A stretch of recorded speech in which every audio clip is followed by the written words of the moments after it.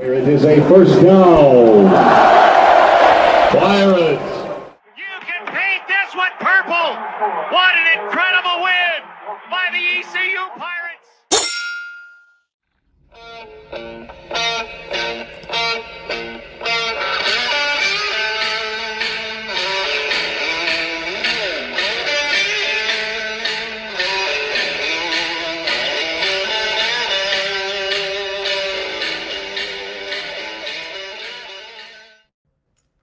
Welcome into Blackbeard's Alley, a Pirate football podcast. East Carolina suffered a 34-13 loss last week to BYU. Now the Pirates have a quick turnaround as the Army Black Knights will be coming to town for the American Conference opener. And right now, joining Jason and I to preview Thursday night's matchup at Dowdy-Ficklen Stadium, it is the longtime play-by-play voice of the Black Knights, Rich DeMarco. Rich, welcome in. Oh, thanks for having me. We're really looking forward to this game. Yeah, Black Knights got the victory last year up at Mikey Stadium that I think continues to be under renovation, if I'm not mistaken.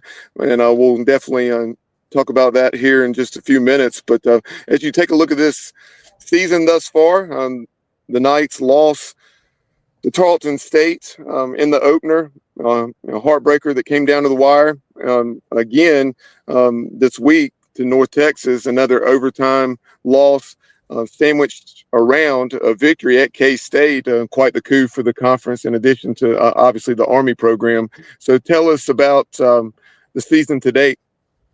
Oh, really at the quarter pole, right? 3 games in, and it's just been tough to get a feel, right? You have 2 home games. Army's been terrific at home under Jeff Monken. You look back the last several years, several undefeated seasons at home game win streaks, and an overtime loss, the first game of the year. Tarleton State, an FCS school, but they're a talented team. They've got some good players. But Army, -3 in the turnover differential, still had a chance to win the game in regulation. So, despite that, still had a chance to win. If you're -3 in the turnovers, I'm from the mind where you're going to have a hard time beating anyone, right? You have the second game of the year, new quarterback, Cale Helms, as Dwayne Coleman was a bit banged up in the opener, and Helms played just a superb game. The Army defense was just awesome on the road at K-State. Big emotional victory by 3. And then back home, it's back to those same things with the turnovers. Helms was replaced late in the first half by Dwayne Coleman, who really ignited Army. Black Knights were down 21 points and down 10 in the last couple of minutes. And just a tremendous 68-yard catch and run by Brady Anderson. Then as North Texas was trying to run out the clock after Army attempted an onside kick, and North Texas recovered. Army forced a fumble, recovered it, couldn't get in the end zone to win the game. The field goal to send it to OT, and then, of course, losing in the OT with Coleman leaving the game with an injury. Helms had to come back in and close it out in the overtime. So just a weird start to the year in regards to, what you would have expected against what has happened on the field. And looking forward to take on East Carolina. This was a game last year that Army looked like it really had in hand. ECU scored a bunch late to make it interesting. And after that game, you guys had changes and have been really a different program. So really looking forward to this one on Thursday night. Yeah, Rich, that's a good recap of the season so far. And I'm just curious from a program's perspective, having such a quick turnaround to come down to Greenville and play East Carolina. I feel like you guys have an advantage, and the reason why is I've had personal experience running the triple option as a coach, and I know we used to call it Novocaine, and it's so hard to prepare for, so hard to get a look. How is the triple option looking this year compared to last year? I know you had the really good quarterback that looked like a professional linebacker running the people over. How do you look this year compared to where you were last year at this point? I think that the change in quarterback has obviously led to some adjustment. I think losing a couple pieces of that offensive line, which won the Joe Moore Award last year. Now the offensive line has been much improved after the opening game against Tarleton. I think it comes down to for this Army team to be able to, pound the quarterback and the fullback, and then be able to get it on the outside, get the football on the outside, i.e. Noah Short. And he's someone who needs a lot of touches, right? You need to get him the ball in space, need to throw him the football. And I'm just going over my notes actually through my prep, for this game. And he had well over 10 touches each of the first 2 games, had only 7 touches against North Texas. So not that there's a set number, but a lot of times a barometer of the Army offense and how they're going with the misdirection, with the movement, with the shifting can be judged by how many times they can get Noah Short the ball and get him the ball in space. So when I look at this option, sure, it's going to be the quarterback pounding. It's going to be the fullback pounding. But I really love the way Army can get the ball on the edge. And I think getting it to Noah Short or whoever it is on the edge can really be the key to victory, key to success, so to speak. Yeah, absolutely. Tell us about those options that we've seen thus far at quarterback. Jason referenced and standout Bryson Daly, who unfortunately for you guys did have to move on. But Dwayne Coleman, who the Pirates saw last year for I think probably about a quarter and a half or something in that game, if I'm not mistaken. Tell us, about the two options that I think you've only used two thus far. Yeah, well, Coleman's bided his time, right? He's been behind Bryson Daly the past couple of years, had actually step in when Bryson was injured last year against Air Force and led Army to the win 20-3 over the Falcons. And he ended up winning the job in training camp. There was another quarterback, a third quarterback, Ethan Washington, who was in the mix and a very talented sophomore. And he suffered an injury during training camp, so he was out of the mix. So it was Coleman backed up by Helms. Opening game, couple of interceptions. Army just had a hard time holding on to the football. Coleman ended up getting banged up with a lower body injury. Helms was the choice for game 2 and tied an Army record with 41 carries in that game. Also threw for a touchdown. So he has the grit that you would have seen from Bryson Daly 1 year ago. Cale Helms challenged for game 2. Army, though, this past week, back to turning the ball over, interceptions, fumbles, and it went back to Dwayne Coleman, who was terrific against North Texas. Army was down 21, and Coleman, just over the course of the game, just brought Army back steadily. Then Army got a break late, long touchdown pass. So it's just been weird in that when you fall behind by 21 points, it's hard to judge that this is going to be an offense that's going to run 8-9 minute drives to try to wear you down, because you're in a position where you've got to pick up points and pick them up relatively quickly. So in regards to how the options looked, really outside of that North Texas, aside from that Kansas State game where Army was able to really wear down the Wildcats, it's just been, games we're not used to seeing, down 21-0, or Tarleton State having to fight back from being -3 in the turnover category. Yeah, and we were, just so you know, we were all pulling for Army in that game against Kansas State. We always pull for our American friends, especially when we're playing the supposed P4s. And well, I was pulling for you Saturday night watching the BYU game when I got home. So well, it sounds like we both got bit by a little bit of the turnover bug. We have not been turning the football over like we were the previous year, and then Saturday night we had some just self-inflicted wounds. One of the things I've always enjoyed about watching Army and also your rivals in Navy is just how hard the kids play on defense, the young men for both academies. Talk to us about what the defense looks like this year and what we should look for on Thursday night in Dowdy-Ficklen.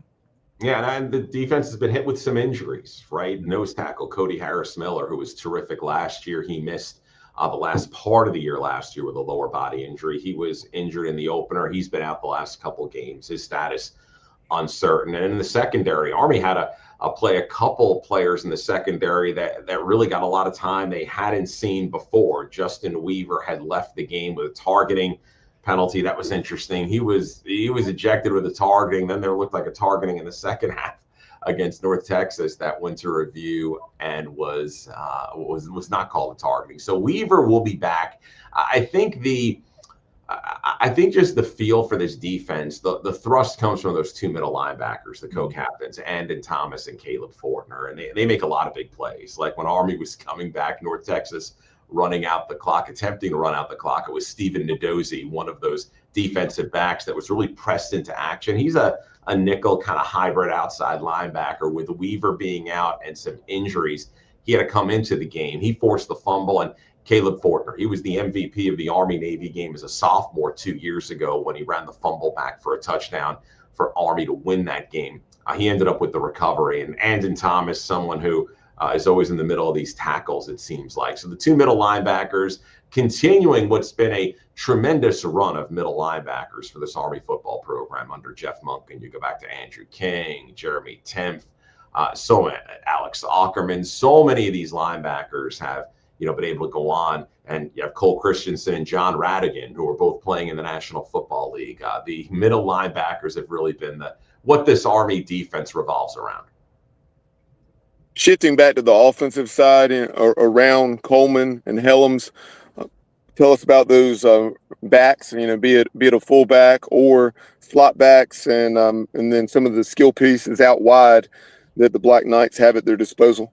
Absolutely. Hayden Reed has been the main, they call him the B-back. He's the fullback, the running back directly behind the quarterback in this offense. Kanye Udo, who had a terrific first couple of seasons. He entered the transfer portal last year. He's at Arizona State. But Hayden Reed does everything you want this fullback to be able to do. Jake Rendina, more of a hard nose, like you would want to generalize a fullback. Looks exactly like a fullback should be. He got hurt a couple games ago. He did not play against North Texas. Again, his status up in the air. There have been a couple of young fullbacks that we've seen. Carson Smith and Briggs Bartosh. Bartosh scored on a 75-yard touchdown run on his first touch against North Texas. So just getting some younger bodies into that fullback mix, as Reed had gotten hurt against Kansas State. He was only about 85% against North Texas, still ran for 100 yards. In regards to slot backs, Army will line up Noah Short, listed as a slot back wide receiver. He can line up all over the place.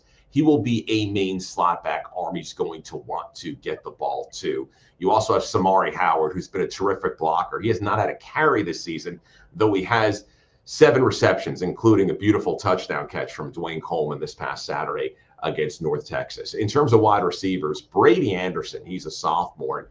Each of his first 3 games he's played this year, really in his collegiate career, has had a special play, had a highlight reel catch for his first career catch against Tarleton State, had a big touchdown grab on 4th down late in the first half, which really turned the game around against Kansas State, and then a 68-yard catch and run this past week against North Texas that helped get Army really back in the game. They were down 10 very late. He had gotten behind the defense, some kind of breakdown on the North Texas defensive side of the ball. So Brady Anderson, he is emerging as that go-to receiver when Army needs a big catch. Well, I'm actually personally glad we're catching you guys earlier in the season, because I know as the season progresses, the people we were talking about and you're naming and highlighting for us, they're just going to continue to get better and better with experience. One of the things that our fans probably don't understand is typically football is played on 3 downs and there's a punt, right? And that's what traditional offenses do. One of the things I love about the option is you really have 4 downs at your disposal, and the ability to convert on short yardage is almost like 100% when you guys go for it on 4th down or Navy or others.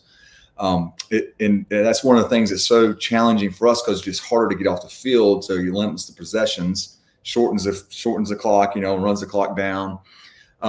Is that still the same with the B back? Are they still running that inside veer and some of the double power zone stuff that they were running last year with the other quarterback? Yeah, still. And really, and as you know, as a coach and as a defensive side, I mean, they always say first down is important. It's even more important against the triple option, because the offense is looking for 4 plays to pick up those 10 yards. That's why penalties, if you get into a 1st and 15, that sabotages a drive or a tackle for loss on 1st down. You got to stay, as they like to say, on schedule, Jason, right? 3 yards, 4 yards every play, and that'll put you in a position where, hey, you're going to end up with a 3rd and 2. You're going to end up with a 3rd and 1, and heck, if it's a 4th and 1, you might very well go for it. So you want to stay on schedule. That's why the penalties and as you know, the turnovers. It's hard, and it's hard enough to win a football game, right? But when you're -3 in the turnovers, that makes it virtually impossible to win a football game. So turnovers are something Army's been so good with over the years, right? Positive turnover margin. To turn it over 3 times. Now they got 1 back against North Texas, but to be -3 against Tarleton, you could just look at that stat line and know it's probably going to be a game where you're going to be on the wrong side of the score when you turn the ball over that much. Absolutely. I agree. The last couple seasons, the Black Knights have been tremendous up front, being a candidate for the Joe Moore Award for the best offensive line in college football. Tell us how that is shaking out thus far through 3 games. Yeah, I think the offensive line, I think game 1, I think you saw that there were a couple pieces lost last year, though a lot has come back on that offensive line and just didn't have a good game, right? Tarleton State was able to do some things all along the defensive line that penetrated into the backfield, forced a handful of negative yardage plays. That group really came back, had a big game 2. And I think 2 guys who were younger, but they're veterans, Paulo Generelli and Brady Small. Brady Small, who's now a junior, has been a starter at center since the first game his freshman year. So it's so odd to look at someone who's got so many starts and still has, almost 2 years to go. That offensive line, and so much of it when you talk to that group, it's the attitude, it's the togetherness, it's how they play together rather than each of their individual talents. And I think game 1 was a bad game for that offensive line, but I think since then it has gotten right. And you look at Army in the North Texas game, right? Dwayne Coleman, who came in late in the first half, ran for more than 100 yards. Hayden Reen ran for more than 100 yards. And we mentioned Briggs Bartosh with that 75-yard touchdown run. He finished with 99 yards rushing. So Army very well could have had 3 runners running for 100 yards in a game against the conference opponent. So I would say those are the stats you look at when you look at an offensive line, and that group's gotten progressively better since the Tarleton game. In the last minute or 2 we have with you, Rich, if you would tell us about the Black Knights special teams. Well, James Wagenseller, the punter, he did not punt against North Texas. Neither team punted against North Texas.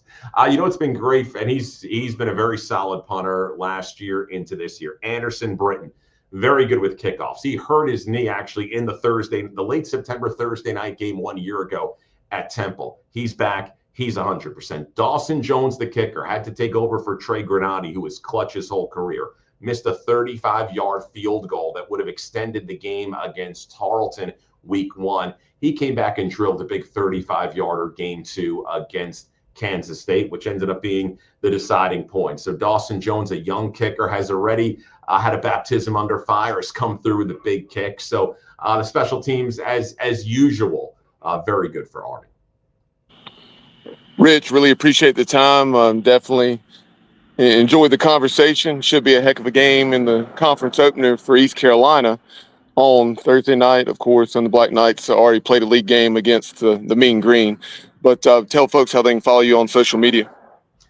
Rich DeMarco on X and Instagram, Rich DeMarco 76. And if you want to drop a comment on something, I usually like to get back to people. So, hey, if you want to give a follow, please do. But I can't wait for Army and ECU coming up on Thursday. Yeah, there you hear it, Pirate Nation. Reach out to Rich on social media. He's very active there on X and Instagram. But as far as the podcast, Blackbeard's Alley, you can find us on YouTube, Spotify, as well as on X and Instagram. On X, it's at Blackbeard Alley because there's only 15 characters. And then on IG, it is at Blackbeard's with an S, Alley. But that will do it for this edition of the show. East Carolina and Army Thursday night at Dowdy-Ficklen Stadium. We'll talk to you soon here on Blackbeard's Alley. And as always, go Pirates.